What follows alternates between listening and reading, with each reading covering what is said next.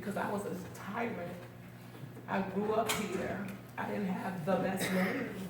I didn't go and do what I was supposed to do in schools and things of that nature. But I had people that believed in me and constantly told me you can be different. So at 23, I had three kids, and I went back to school, and I changed that. So if I listened to the person that told me I'm never gonna make it, this is it for me, I wouldn't be where I'm at now. The same school that I dropped out from, I'm about to retire from.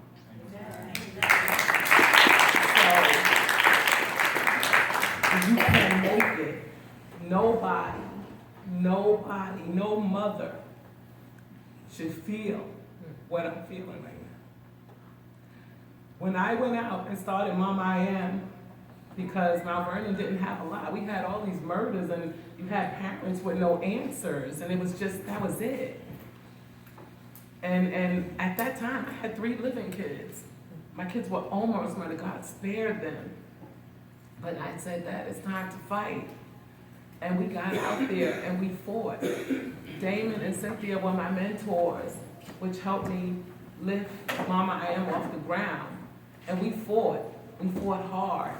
We fought strong, and we did not give up for what we believed in at that time.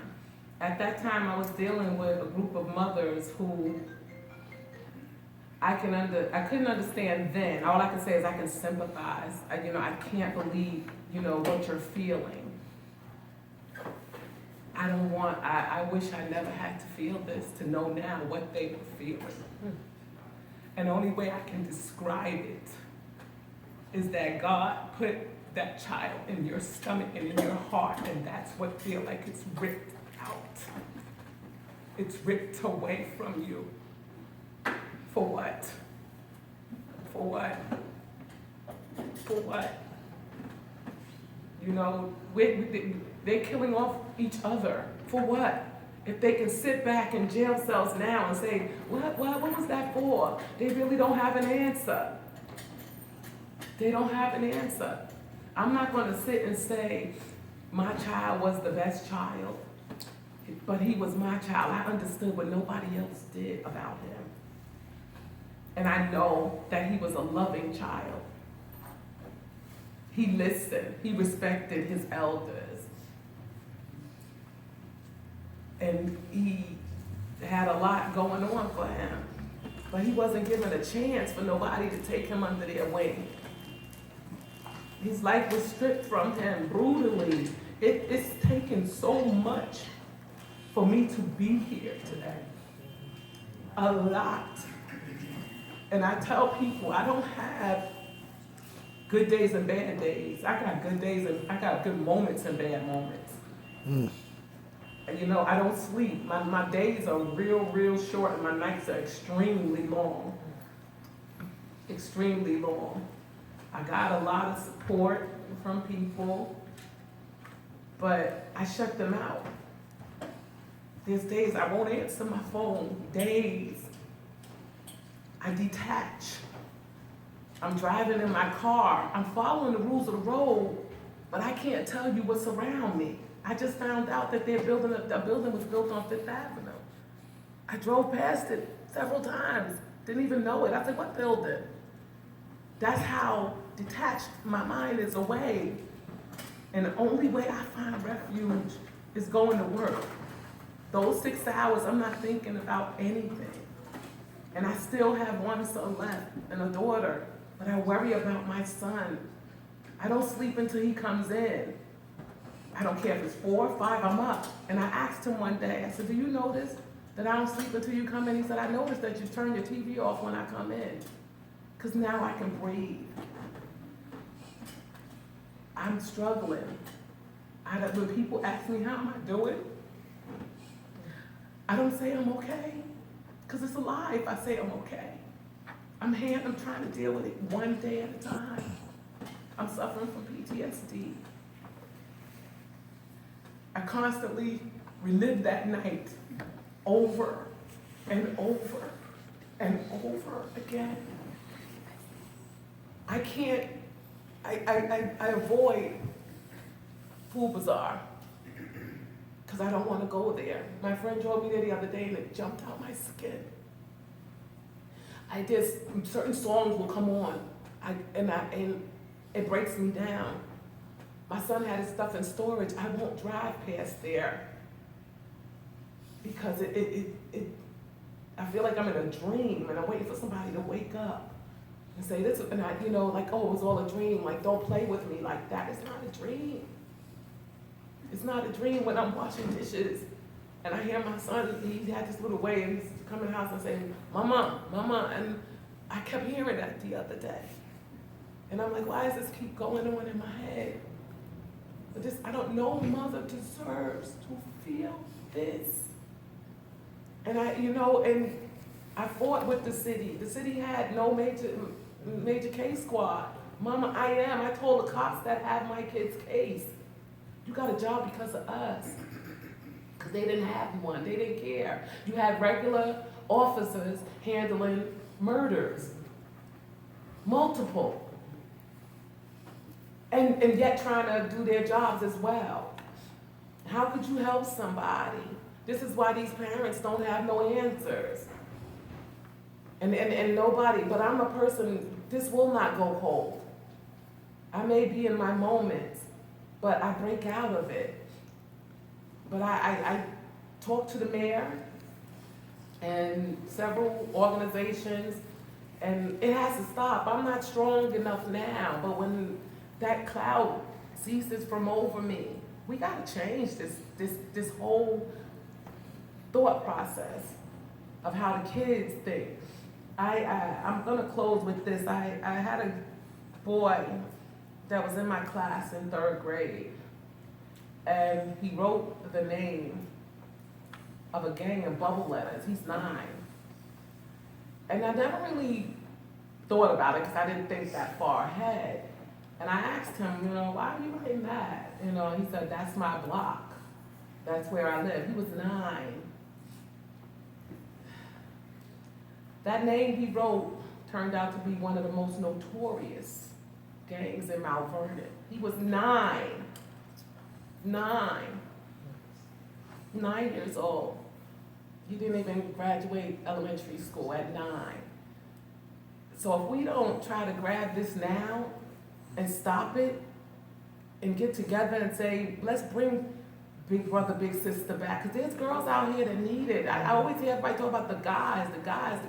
What about those girls that's harboring them and with the things that they're doing? What about those girls that don't know? Every time you turn around, it's a guy thing. No, it's not. These girls help. They help plan murders. They help hold weapons.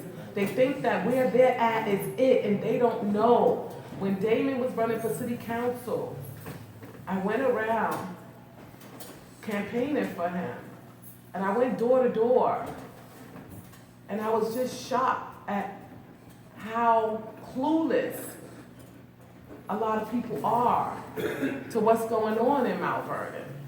They're just here, and this is all they see. So they need to be enlightened as to what is going on. Because if we got kids at risk, and I want to get the kids, because if those are the ones that's coming up. Yeah, we can put them all in jail. We could grab handfuls, busloads, and put them in jail. But they already primed the little ones to take that. Now I'm gone. It's your turn. Because they feel like that's all they have. It has to stop. Nobody deserves this. And I say, I'm not on social media because it's too much. A lot of people pay homage to my son, and I'm not video ready to see it. I'm not, I can't. I went out the other day for my girlfriend's bridal party and had a ball. And somebody just wanted to show me the video on live, but before I seen the video, a picture of my son popped up, killed my night. It took a beautiful night, and I cried all the way home. Didn't sleep. This is too much. And then to hear another person die, and another person die. This is too much, it has to stop. I said to the mayor, something gotta be done. This has to stop. And at what cost? At what cost? But, oh, me and his father, like, I'm just like, I can't take no more. I have a nephew at risk. And I fight, I think about him. We need you guys, you men, take somebody, put them under your wing, no matter how bad, brutal they are. Because guess what, there is somebody, one of them will listen. You may not get all 10, but if you get one, and go after that one, that he's the leader, that's the one you go after, because if you get him and you change him, the dominoes are gonna fall. Ladies, grab some of these young girls. They said, I called up and asked what happened to big sister, big brother. They don't have enough volunteers. They don't have enough volunteers. We need to get out there. Get to these buildings and let these girls know they don't have to sit home, because this generation of the millennials that I've been noticing, they believe that things are gonna come to them. Reality check, somebody needs to wake them up. It's not coming to you. And I know this because I see it in my own kids. It's not coming to you. You gotta go out and you gotta grab it. You gotta get it. And even if you're in your 20s, help the little one. Let them know. Because right now, they only know what they see on TV.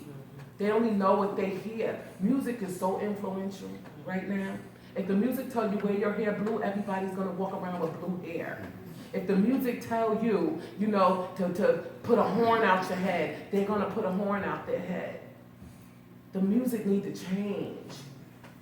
It need to change and put forth more positive things.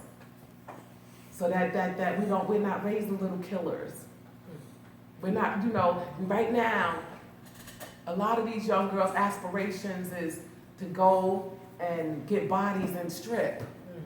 No, that's good money, but no, you need to know you can be more. You can be more than that. That's temporary. They're dancing, they're making a lot of money, they're on TV. But what else do they have? Are they happy? What happens when that body falls? You can't strip no more, you can't dance on that, but what you got? You got nothing. You need a backup plan. That's what you need, a backup plan. These boys need to know that the streets, that's not it. There's more to it. And I'm scared. I'm scared because this is our future. This is what's coming. And I'm not only talking about Mount Vernon, all over the world. Politics has become a joke. They're making a mock of the presidential election is a joke. I don't even want to watch it anymore. It's a joke. And I feel like that's a disrespect to our nation. It's disrespectful. So now what does that tell you? No, we can make it, we can do better. This has to stop. And the Mount Vernon used to be a place. I grew up here. We used to walk home at night.